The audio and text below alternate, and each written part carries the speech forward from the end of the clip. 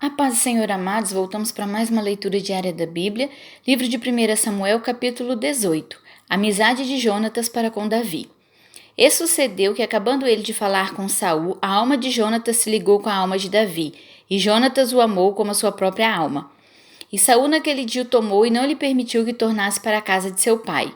E Jonatas e Davi fizeram aliança, porque Jonatas o amava como a sua própria alma. E Jonatas se despojou da capa que trazia sobre si e a deu a Davi, como também os seus vestidos, até a sua espada e o seu arco e o seu cinto. E saía Davi onde quer que Saul enviava e conduzia-se com prudência. E Saul pôs sobre a gente de guerra, e era aceito aos olhos de todo o povo e até aos olhos dos servos de Saul. Sucedeu, porém, que vindo eles, quando Davi voltava de ferir os filisteus, as mulheres de todas as cidades de Israel saíram ao encontro do rei Saul, cantando e em danças com adufes, com alegria e com instrumentos de música. O cântico das mulheres indigna a Saul. E as mulheres tangentes se respondiam umas às outras e diziam: Saul feriu os seus milhares, porém Davi os seus 10 milhares. Então Saul se indignou muito, e aquelas palavras pareceram mal aos seus olhos, e disse: 10 milhares deram a Davi, e a mim somente milhares. Na verdade, que lhe falta, senão só o reino? E desde aquele dia em diante, Saul tinha Davi em suspeita. E aconteceu outro dia que o mau espírito da parte de Deus se apoderou de Saul e profetizava no meio da casa. E Davi tangia a harpa com a sua mão, como de dia em dia. Saul, porém, tinha na mão uma lança. E Saul atirou com a lança, dizendo: Encravarei a Davi na parede. Porém, Davi se desviou dele por 2 vezes. E temia Saul a Davi, porque o Senhor era com ele e se tinha retirado de Saul. Pelo que Saul desviou de si. E o pôs por chefe de 1000, e saía e entrava diante do povo. E Davi se conduzia com prudência em todos os seus caminhos, e o Senhor era com ele. Vendo então Saul que tão prudentemente se conduzia, tinha receio dele. Porém todo Israel e Judá amava Davi, porquanto saía e entrava diante deles. Saul intenta matar Davi pela astúcia.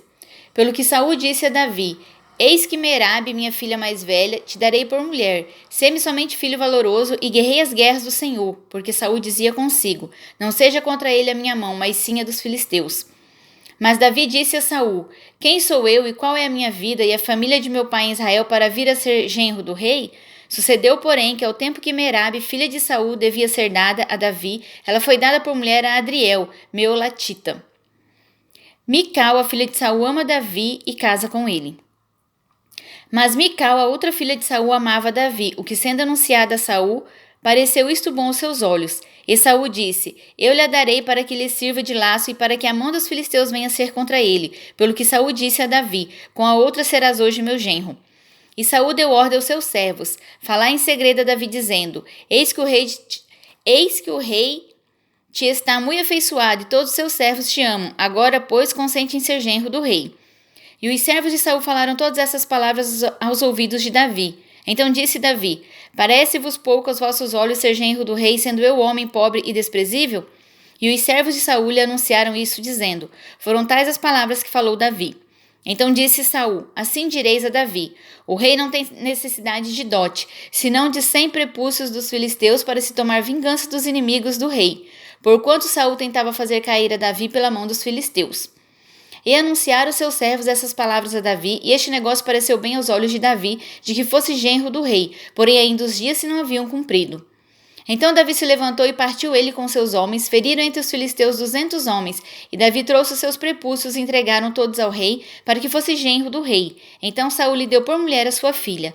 E viu Saul e notou que o Senhor era com Davi, e Mical, filha de Saul, amava. Então Saul temeu muito mais a Davi, e Saul foi todos os seus dias inimigo de Davi. E saindo os príncipes dos filisteus, sucedeu que, saindo eles, Davi se conduziu mais prudentemente do que todos os servos de Saul. Portanto, seu nome era muito estimado. Capítulo 19. Jonatas aplaca o ciúme que seu pai tem de Davi. E falou Saul a Jonatas, seu filho, e a todos seus servos para que matassem a Davi. Porém, Jonatas, filho de Saul, estava muito afeiçoado a Davi. E Jonatas o anunciou a Davi, dizendo: Meu pai Saul procura matar-te, pelo que agora aguarda-te pela manhã e fica-te em oculto e esconde-te. E sairei eu e estarei à mão de meu pai no campo em que estiveres, e eu falarei de ti a meu pai, e verei o que houver, e tu anunciarei. Então Jonatas falou bem de Davi a Saul, seu pai, e disse-lhe: Não peque o rei contra seu servo Davi, porque ele não pecou contra ti, e porque os seus feitos te são muito bons, porque pôs a sua alma na mão e feriu os filisteus, e fez o Senhor um grande livramento a todo Israel. Tu mesmo viste e te alegraste. Por que, pois, pecarias contra o sangue inocente matando a Davi sem causa? E Saul deu ouvidos à voz de Jonatas e jurou Saul: Vive o Senhor que não morrerá. E Jonatas chamou a Davi e contou-lhe todas estas palavras. E Jonatas levou Davi a Saul e esteve perante ele como dantes.